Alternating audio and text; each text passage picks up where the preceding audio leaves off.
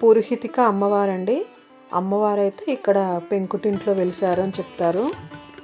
ఈ ప్లేస్ ఎక్కడో చెప్పుకొని చూద్దాం. చాలామందికి తెలిసే ఉంటుందండి. అదే అండి పీఠికాపురం.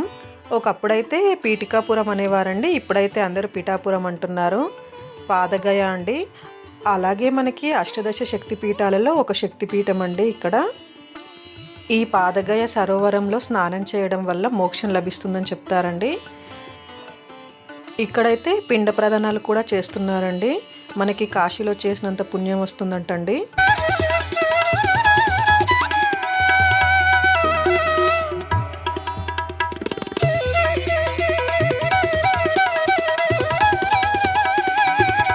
హాయ్ ఫ్రెండ్స్, నమస్తే అండి. అందరూ బాగుండాలి, అందులో నేను ఉండాలని కోరుకుంటూ వెల్కమ్ టు శ్రావణి వ్లాగ్స్. మీరు చూసారు కదండి, ముందుగా మేమైతే పిఠాపురం వెళ్ళామండి. యాక్చువల్గా అసలు మేము 100% అనుకోలేదండి పిఠాపురం వెళ్తామని. మా హస్బెండ్ వాళ్ళ ఆఫీస్లో స్లాట్స్ ఖాళీగా ఉన్నాయి, లీవ్ కావాల్సిన వాళ్ళు అప్లై చేసుకోమంటే ఇంకా ఆయనైతే లీవ్ అప్లై చేశారు. నైట్ 9కి ఓకే అయిందండి. ఇంకప్పుడు మా అమ్మాయిలకి చెప్పాము, మార్నింగ్ లేచి ఇంకా పిఠాపురం వెళ్దామని. అప్పుడు నైట్ అనుకున్నామండి, 9 వరకు కూడా డిసైడ్ అవ్వలేదు. లీవ్ ఓకే అయిన తర్వాత మా హస్బెండ్ ఎందుకో సడన్గా అన్నారండి పిఠాపురం వెళ్దామని. ఇంకా దేవాలయాల కంటే కాదంటామా, మేమైతే 90% ఎక్కడికి వెళ్ళినా కూడా మోస్ట్లీ అయితే టెంపుల్స్కే వెళ్తూ ఉంటామండి, బయటికి ఎక్కడికైనా వెళ్ళినా కూడా. ఇంకా ఆ రోజైతే మా అమ్మాయిలకి సిటీస్ ఓటీస్ ఎగ్జామ్స్ అలాంటివి ఏమీ లేవండి. లేకపోతే మా పెద్దమ్మాయి స్కూల్ మిస్ అవ్వడం అంటే ఇంకా మా అమ్మాయి అయితే ఏడుస్తుందండి. మా చిన్నమ్మాయి కూడా. చిన్నమ్మాయి అయితే చిన్నప్పుడు వెళ్ళననేది, ఇప్పుడైతే ఇంకిద్దరైతే అసలు స్కూల్ మిస్ అవ్వట్లేదండి. మేము వెళ్ళింది అయితే వెనస్డే అండి. ఇంకా అసలు అయితే అనుకోకుండా అండి ఎర్లీ మార్నింగే లేచి ఇంట్లో పనులన్నీ అయిపోయి దీపం వెలిగించుకొని బయలుదేరామండి. ఇంకా మేము బయలుదేరినప్పుడు 6 అలా అయిందనుకుంటా అండి. ఇంకా వెదర్ అయితే అంతా ఫాగీగానే ఉంది. ఇంకా అనుకోకుండా అయితే పిఠాపురంకి వచ్చేసామండి. ఫస్ట్ అయితే కూకుటేశ్వర స్వామి వారిని దర్శనం చేసుకున్నామండి.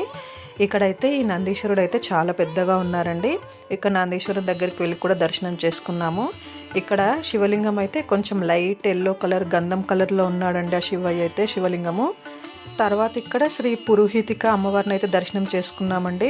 మనకి 18 శక్తిపీఠాలలో ఒక శక్తిపీఠం అండి, 10వ శక్తిపీఠము. మేము వెళ్ళిన రోజు అయితే స్వామిమాల వేసుకున్న భక్తులు అయితే చాలామంది ఉన్నారండి. స్వామిమాల వేసుకున్న భక్తులైతే ప్రయాణానికి సిద్ధంగా ఉన్నారండి. టెంపుల్లో రష్ ఉంది కానీ అంత చుట్టుపక్కల ఇరుముళ్ళు అవి కట్టుకుంటున్నారండి. మాకైతే దర్శనం చాలా బాగా అయిందండి. మేమైతే టికెట్ తీసుకొని స్వామివారిని లోపలికి వెళ్ళి దర్శించుకున్నామండి. మేమైతే అందరము 2 సార్లు దర్శనం చేసుకున్నామండి. మాకైతే చాలా హ్యాపీగా అనిపించింది. దర్శనం అయితే చాలా బాగా జరిగింది. అలాగే ఇక్కడ దత్తాత్రేయ స్వామి వారి స్వయంబండి. మేము దత్తాత్రేయ స్వామి వారిని కూడా దర్శించుకున్నామండి. మాకైతే ఇక్కడ దత్తాత్రేయ స్వామి వారిది దర్శనం అయితే చాలా బాగా జరిగిందండి. అలాగే శ్రీపాద శ్రీవల్లభ టెంపుల్కి కూడా వెళ్ళామండి. ఇదే అండి ఆ టెంపుల్. చాలా బాగా దర్శనం జరిగిందండి. ఇక్కడ కూకుటేశ్వర స్వామి పురోహితిక అమ్మవారు ఉన్నారు కదండి. ఇంకా ఈ ఆలయంలో అయితే చుట్టూ ఉపాలయాలు కూడా ఉన్నాయండి. ఈ చుట్టూ అన్నీ అవే అండి ఆలయాలు. ఈ ఒక్క ప్లేస్కి వెళ్తే మనం చాలా ఆలయాలను అయితే దర్శనం చేసుకోవచ్చండి. శక్తిపీఠము, పాదగయ, కూకుటేశ్వర స్వామివారు, శ్రీపాద శ్రీవల్లభ స్వామివారు, ఇలా అన్ని దేవదేవతలను అయితే మనం దర్శనం చేసుకోవచ్చండి. ఈ పిఠాపురం పాదగయ క్షేత్రం కూడా కదండి, గయ అసురుడి పాదాలు పట్టిన పుణ్యక్షేత్రం అండి. మీరు ఇక్కడ చూస్తున్న పాదాలండి, ఒకటేమో గయ అసురుడి పాదాలు, ఒకటేమో విష్ణువారి పాదాలండి. చెప్పాను కదండి 2 సార్లు దర్శనం చేసుకున్నామని. మళ్ళీ ఒకసారి అయితే వెళ్ళి దర్శనం చేసుకున్నానండి. మేమందరం కూడా మళ్ళీ వెళ్ళి దర్శనం చేసుకున్నాము. కూకుటేశ్వర స్వామి లోపల అయితే టికెట్ తీసుకుని వెళ్ళాం కదండి, ఎవ్వరు లేరు. చాలాసేపు దర్శనం చేసుకున్నామండి. చాలా ప్రశాంతంగా, చాలా సంతోషంగా అనిపించిందండి.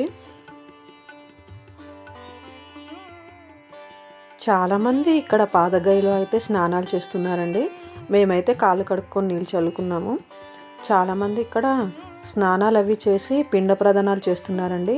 పిండ ప్రదానాలకు కావలసిన సామాగ్రి అయితే బయట షాప్స్ ఉన్నాయండి, అందులో ఇస్తారు. పిండ ప్రదానానికి టికెట్ 100 రూపీస్ అంటండి. ఇంకా పంతులు గారికి అయితే మనం తోచినంత దక్షిణ అది సమర్పించుకోవచ్చు. ఇక్కడ ఈ గయా క్షేత్రం చుట్టూ అక్కడక్కడ శివలింగాలు ఉన్నాయండి. చూడండి, ఇక్కడ ఎవరో పిండ ప్రదానం చేస్తున్నారు. అలాగే అక్కడక్కడ కూడా పిండ ప్రదానాలు అవి చేస్తూ ఉన్నారండి.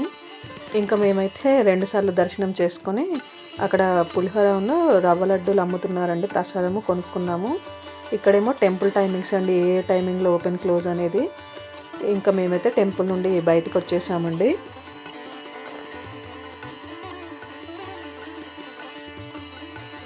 ఇంకా టెంపుల్ బయట సరదాగా అలా కాసేపు అటు ఇటు తిరిగేసామండి. ఇంకా ఎలాగో తెలిసిందే కదా, కొన్ని ఫొటోస్ అవి దిగాము.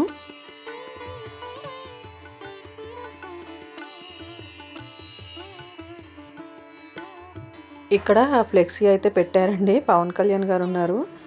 లోపల ఏ స్వామివారు ఏ అమ్మవార్లు ఉంటారనేది ఇక్కడైతే ఒక ఫ్లెక్సీ ఏర్పాటు చేశారండి. ఇంకా మేమైతే దర్శనాలన్నీ బ్రహ్మాండంగా చేసుకుని అయితే బయటకు వచ్చేసామండి. అక్కడ హోమం కూడా జరుగుతుందండి. అలాగే టెంపుల్కి ఫ్రంట్ సైడ్ కొంచెం ఇటు బ్యాక్ సైడ్ కూడా అటు అంతా వెళ్ళి అయితే చూసామండి, ఎలా ఉంది ఏంటి అనేది. చాలా బాగుందండి.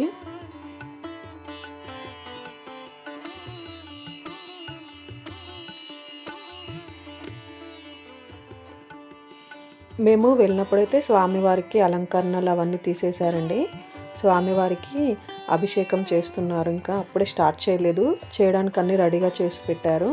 మాకైతే స్వామివారిది నిజరూప దర్శనం అయిందండి. అలాగే ఇక్కడ ఒకటి ఫ్లెక్స్ ఏర్పాటు చేశారు. అష్టదశ శక్తి పీఠాలు ఎక్కడెక్కడ ఏ ఏ ప్రదేశంలో ఎక్కడెక్కడ ఏ ఏ అమ్మవారు ఉన్నారనేది ఇక్కడైతే ఫ్లెక్సీ అది ఏర్పాటు చేసి పెట్టారండి.